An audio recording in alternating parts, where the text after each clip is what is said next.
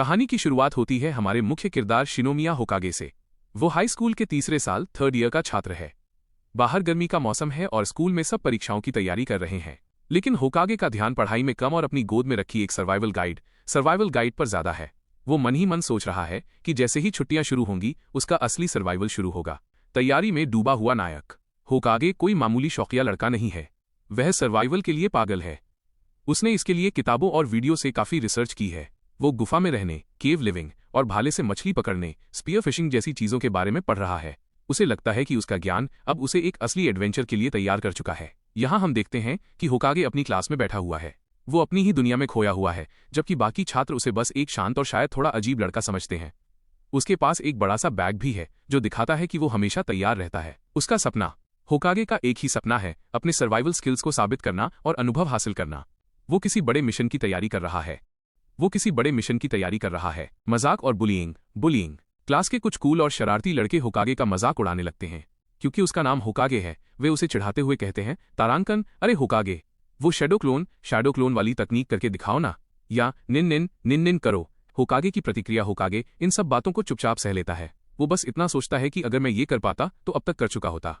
वो बताता है कि क्लास की रैंकिंग में वो काफी नीचे आता है और शायद उसका शांत स्वभाव ही है जिसकी वजह से बुलिंग ज्यादा हिंसक नहीं होती। वो बस दुआ कर रहा है कि जल्द से जल्द गर्मियों की छुट्टियां शुरू हो जाएं। होकागे अपनी डेस्क पर सिर रखकर सो जाता है। वो क्लास के शोर शराबे से थक चुका है। अगले पेज पर हम देखते हैं कि वो क्लास में नहीं बल्कि किसी अनजान जगह पर है।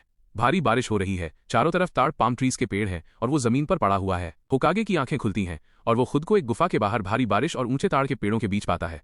वो पूरी तरह से हैरान है और सोच रहा है, अभी तो मैं क्लास में था, फिर अचानक यहाँ कैसे?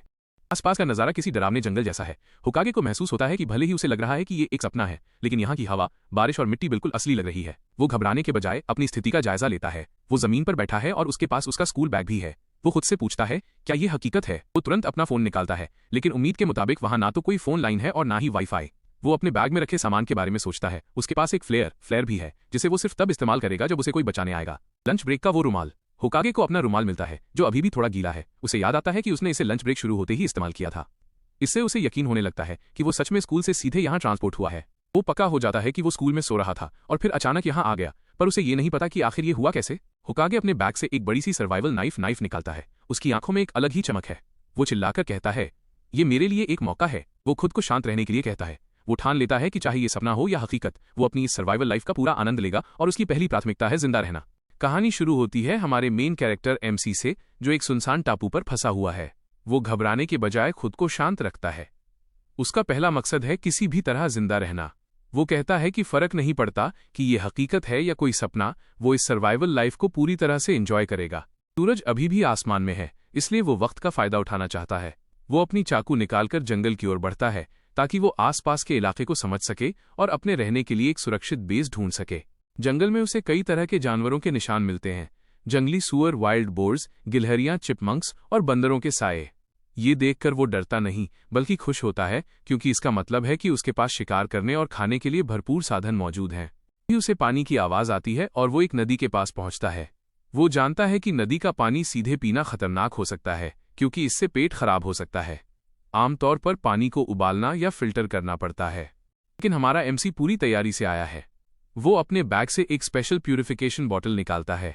वो बताता है कि वो ऐसी 3 बोतलें अपने साथ लाया था, जैसे उसे पहले से पता हो कि जहाज डूबने वाला है। ये बोतल गंदे से गंदे पानी को भी पीने लायक बना देती है। उनका पल सैटिस्फैक्शन, वो पानी पीता है और उसे ये शहर के पानी से कहीं ज्यादा स्वादिष्ट लगता है। खुले आसमान और कुदरत के बीच वो अपनी इस नई जिंदगी का पहला पड़ाव सफलतापूर्वक पार कर लेता है। कहानी शुरू होती है एक शांत नदी के पास। हमारा हीरो बैठा है और बहुत ही शांति से अपना सर्वाइवल प्लान बना रहा है। वो सोच रहा है कि रहने के लिए गुफा और पीने के लिए नदी का पानी काफी है। पेज 3-4। उसे खाने की चिंता है। वो कहता है कि काश यहाँ समुद्र होता तो मछली पकड़ पाता, पर अभी के लिए जंगली पौधों से काम चलाना होगा। पेज 5। अचानक उसे झाड़ियों से इंसानों के चिल्लाने की आवाज आती है। उसे अपनी आंखों पर यकीन नहीं होता कि यहाँ कोई और भी है। हीरो जैसे ही झाड़ियों के पीछे से झांकता है, वहां क्लास की सबसे हॉट लड़की यूकी माना खड़ी है। उसकी स्कर्ट उड़ती है और हीरो सब देख लेता है। ना जोर से चिल्लाती है और हीरो को पैरवेट थरकी कहती है। तभी उसकी बाकी सहेलियां भी वहां आ जाती हैं। सब लड़कियां वही हैं जो स्कूल में हमारे हीरो का मजाक उड़ाती थीं। वो उसे निंजा या होकागे कहकर चिढ़ाती थी क्योंकि वो हमेशा अकेला रहता था। लड़कियों को पता चलता है कि उनका स्मार्टफोन काम नहीं कर रहा। वो घबरा जाती हैं। हीरो उन्हें बताता है कि वे एक सुनसान टापू पर हैं। हीरो हमें फ्लैशबैक में ले जाता है। वो बताता है कि कैसे वो क्लास में सोने का नाटक करता था ताकि इन लड़कियों की बातें सुन सके। बेचारा एक सर्वाइवल ओटाकू है जिसे लोग अजीब समझते थे क्योंकि वो हमेशा सर्वाइवल की चीजें पढ़ता रहता था। लड़कियां उसे टोकती हैं, अरे तुम वही हो ना जो टापू पर रहने के पैम्फलेट पढ़ रहे थे, और तुम्हारे पास निंजा चाकू, निंजा नाइफ भी है? डरावने हो यार। लड़कियां बताती हैं कि जब उन्हें होश आया तो वे सब जमीन पर पड़े थे। वे एक गुफा के सामने जागे हैं। उन्हें समझ नहीं आ रहा कि वे यहां कैसे पहुंचे। यहां ट्विस्ट ये है कि होकागे के पास सर्वाइवल की चीजें हैं, इसलिए लड़कियां फैसला करती हैं कि फिलहाल इसी के साथ रहना बेस्ट है। लड़कियां रीटो, ब्याकुया और अरीसा एक्साइटेड हैं। वे सोचती हैं कि अगर निंजा यहां है तो बाकी लड़के भी यहीं कहीं होंगे। अरीसा तो इतनी खुश है कि वो सीधे होकागे का हाथ पकड़ लेती है और कहती है, अब से तुम हमारे पार्टनर हो। लड़की मजाक में कहती है, लड़के तो खुश होते हैं ना जब लड़कियां उन्हें घेर लेती हैं। मैंने सुना है उन्हें बस्ट देखकर रिएक्शन होता है। होकागे बेचारा शर्म से लाल हो जाता है और कहता है, हाँ मुझमें भी डिजायर्स हैं, पर अभी ये सब करने का वक्त नहीं है। पेज 9 है कि पहले वो सबको गुफा तक ले जाएगा, फिर समुद्र की तलाश करेगा। अरिसा को लगता है कि वो रेत पर SOS लिखने जा रहा है, लेकिन होकागे का दिमाग कुछ और ही चल रहा है। वो सोच रहा है, मैंने कभी नहीं सोचा था कि इन हाई रैंकिंग लड़कियों से बात करने का मौका मिलेगा, पर अभी मुझे सिर्फ समुद्र और खाने सीवीड की फिक्र है। बीच में खड़ी लड़की माना की टांग खींची जा रही है। उसकी सहेली उसे चिढ़ाते हुए कहती है, माना यूर एन इडियट, माना तुम बुद्धू हो। दूसरी तरफ एक लड़की काफी सीरियस है और अपने फोन में सिग्नल ढूंढने की कोशिश कर रही है। वो कह रही है कि हम चाहे कितने भी स्टिक्स यानी पिछड़े इलाके में क्यों न हो, मोबाइल सिग्नल तो मिलना ही चाहिए। वे शायद इस बात से अनजान हैं कि वे किसी बहुत बड़ी मुसीबत के करीब हैं। अचानक झाड़ियों के पीछे से कोई आवाज आती है या कोई साया दिखता है। मुख्य पात्र शायद चुप रहने का इशारा करता है। लड़की डर के मारे चिल्लाने ही वाली थी कि उसे रोक दिया जाता है। वो घबराई हुई आवाज में कहती है, please don't suddenly stop, it hurts. Please अचानक मत रुको, चोट लगती है। यहां कैमरा शिफ्ट होता है गुफा के मुहाने, केव एंट्रेंस की तरफ।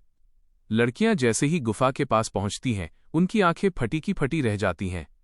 सबकी जुबान से बस एक ही शब्द निकलता है, EH। क्या? पैनल में आप देख सकते हैं कि गुफा के अंदर से एक विशाल जानवर बाहर निकल रहा है। लड़कियां पूरी तरह से जम फ्रीज चुकी हैं। उन्हें उम्मीद नहीं थी कि इस आइलैंड पर इतना खतरनाक शिकारी मौजूद होगा। आपके सामने है इस कहानी का विलेन, एक विशाल बंगाल टाइगर। इसकी सीन काफी डरावना है क्योंकि कोई नहीं जानता कि वो बाघ कब हमला कर दे। क्या यहाँ बाघ है? यहाँ हमारे मुख्य किरदार, मेन कैरेक्टर्स हैरान हैं। क्या सच में यहाँ बाघ है? लड़कियां डरी हुई हैं और पूछ रही हैं कि आखिर ये सब क्यों हो रहा है। वे अपनी आंखों पर यकीन नहीं कर पा रहे। एक लड़की बहुत ही लॉजिकल बात बोलती है। वो कहती है, मेरे हिसाब से जापान में जंगली बाघ नहीं होने चाहिए। लड़का समझाना शुरू करता है कि कुछ तो गड़बड़ है। वह कहता है कि चाहे वे किसी सुनसान आइलैंड पर ही क्यों न हो, कम से कम फोन का सिग्नल तो मिलना चाहिए। साथ ही उसने रास्ते में जंगली सुअर और गिलहरियों, चिपमंक्स के निशान भी देखे थे। यहाँ वो लड़का एक बहुत ही गहरी बात बताता है। वो कहता है कि जापान के इकोसिस्टम में एक ब्लैकिस्टन्स लाइन नाम की सीमा होती है। कुछ जानवर केवल उत्तर होकाइडो में मिलते हैं और कुछ दक्षिण आओमोरी में, लेकिन यहाँ ये सब एक साथ दिख रहे हैं, जिसका मतलब है कि यहाँ का पर्यावरण बिल्कुल अजीब है। वो कहता है, मुझे लगता है हम पृथ्वी अर्थ पर हैं ही नहीं, बल्कि ये कोई दूसरी दुनिया, अनदर वर्ल्ड है। ये सुनकर बाकी सब हैरान रह जाते हैं। जैसे ही लड़का दूसरी दुनिया की बात करता है, एक लड़की भड़क जाती है। वह चिल्लाकर कहती है, क्या तुम पागल हो? दूसरी दुनिया से तुम्हारा क्या मतलब है? उसे लगता है कि लड़का कोई मजाक कर रहा है या डरा रहा है।